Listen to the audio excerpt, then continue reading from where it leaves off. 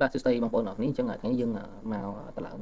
ហ្វុនអញ្ចឹងណាហើយបើយើងចង់បានហ្វុនច្រើននោះមានទាំងខ្មែរមានទាំងអង់គ្លេសហើយយើងហ្វុនជាងយើងក៏អាចចូល Telegram ទៅហើយ direct chat ខ្ញុំក៏បានដែរអូខេអញ្ចឹងយើងចូលក្នុងហ្វុនមក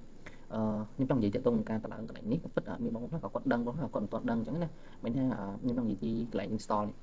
បើយើងយក install នេះមួយមកគឺសម្រាប់តែមួយម៉ាស៊ីនហ្នឹងទេតែបើសិនជាបងប្អូនយកពាក្យថា install for all user បើន័យថានៅក្នុង computer បងប្អូនហ្នឹងមានម៉ាស៊ីនច្រើនមាន user ច្រើនហ្នឹងមាន user ច្រើនទៅពេលយើង install យក for all user បើន័យថាយើងមិនបាច់ hot install ម្ដងទៀតអញ្ចឹងណា